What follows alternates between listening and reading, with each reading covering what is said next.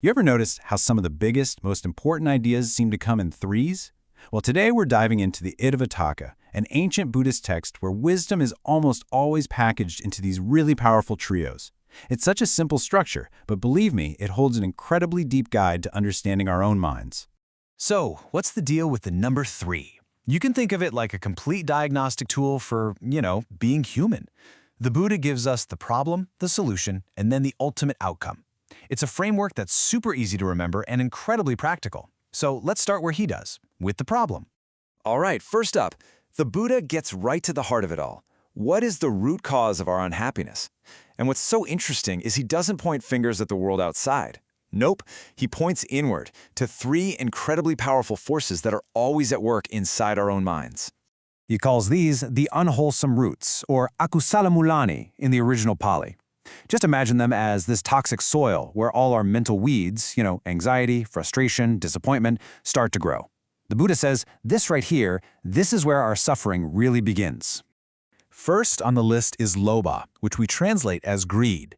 This is that constant grasping, that pulling things towards you, that relentless feeling of never enough. It's that little voice that tells you happiness is just one more purchase, one more like, one more achievement away. It never stops. The second is its total opposite, dosa, aversion or hatred. So if greed is the pull, this is the violent push away. It's the anger that just flares up when things don't go our way, the resentment we can't let go of. It's basically that internal storm cloud that just blocks out all the light. And finally, we get to the one that's really the root of the other two, moha, or delusion. Now, this isn't about not being smart. It's a deep, fundamental confusion about how things actually are. It's like you're trying to navigate life wearing a pair of foggy, distorted glasses, and you just keep bumping into things. And here's the most crucial part, right from the Buddha's own words. He says these poisons are born from within oneself. Think about that for a second. That's a huge idea. It means the source of our biggest problems isn't out there somewhere, it's an inside job. These are basically self-inflicted wounds. So, if those are the poisons, what's the antidote? Well, the Buddha's approach here is just beautifully symmetrical. For each one of these unwholesome roots, he offers a corresponding skillful action. And this is what forms the path forward, what he calls the threefold good path. This path is called sukharitani, or good conduct. And listen, this isn't about blindly following a bunch of rules. Not at all. It's about actively, intentionally cultivating 3 areas of your life as a direct, practical answer to those inner poisons we just talked about. It all starts with the most obvious one, good bodily conduct.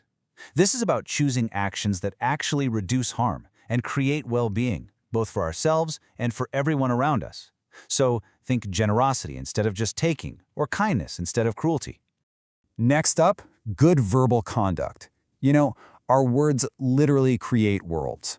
So this pillar is all about using that power skillfully, choosing speech that's true and gentle and brings people together, instead of words that are false or harsh or just drive us apart. And third, we get to the foundation for the whole thing, good mental conduct. This is where the real work happens, right at the source. It's about intentionally cultivating a clear mind, one that naturally leans toward goodwill over ill will, and toward understanding instead of confusion. And the Buddha makes it really clear that the stakes here are high. He basically presents a stark choice between 2 paths. There's misconduct, which is fueled by the poisons, and that leads to a pretty rough future. But then there's good conduct, and that paves the way for a bright and happy one. The takeaway is simple, but it's profound. Our choices matter. Our actions literally create our world. Okay. So we've got the core problem and the practical solution. But now, let's go a layer deeper. How does this whole battle between the poisons and their antidotes actually feel from moment to moment? Well, it all comes down to the raw data of our experience. The Buddha simplifies our entire complex emotional world down to just 3 basic tones.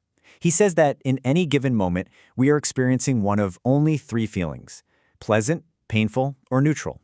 That's it. Everything you feel, from pure joy to total agony to just being bored, fits into one of these 3 boxes. Now here comes the absolute game-changing move. Instead of our usual reactions, chasing pleasure, fighting pain, and just zoning out when things are neutral, the Buddha suggests we just look, really look, see that pleasant feeling for what it is, temporary. Knowing it won't last is the key to not clinging. See the painful feeling like a dart. It's a sharp, important signal, not some enemy you have to destroy. And see that neutral feeling, the one we usually ignore, as just as unreliable and fleeting as the other two. The result of this shift in perspective is, well, it's profound. By simply changing how we see these basic feelings, we cut off the fuel supply to greed and hatred. We stop being slaves to our automatic reactions. Freedom isn't about getting rid of feelings, it's about changing our entire relationship to them. So where does all this lead? This path of skillful action and wise attention. It all culminates in a total transformation of how we understand everything, and the Buddha describes this as the ultimate trio, the threefold knowledge. This is not about just accumulating facts in your head. This is a complete shift in perception. The Buddha talks about it as a threefold breakthrough. First, you get this deep understanding of your own personal history, your past lives. Second, you get a crystal clear vision of cause and effect, seeing how actions create consequences for everyone. And third, and this is the most important one, the unshakable, direct knowledge that those inner poisons, greed, hatred, and delusion are completely gone. This ultimate knowledge, or Itivuttaka, brings us right back to where we started. It's the complete and final uprooting of those same unwholesome roots we began with. So this isn't just about managing the problem anymore, it's about eliminating it, for good. It's the end of the line for suffering, and the result is just total freedom and peace. This final quote just captures the whole thing perfectly. It's not about having a certain belief system, it's about a direct, perfected knowledge. It's about a person who has seen the nature of reality so clearly that just through that seeing, they've become completely free. And there you have it, the three poisons that are the problem, the threefold good conduct that is the solution, and the threefold knowledge that is the final outcome. It's just this elegant and profoundly practical map to get from our own confusion to ultimate clarity. So I'll leave you with this question to carry with you today. Which of these threes are you going to start to notice in your own life? Maybe you'll see that subtle pull of the poisons, or maybe you'll start to notice that constant shifting between pleasant, painful, and neutral feelings. Or maybe you'll see all those little opportunities to choose skillful action, speech, and thought. The map is right here. The journey is all yours.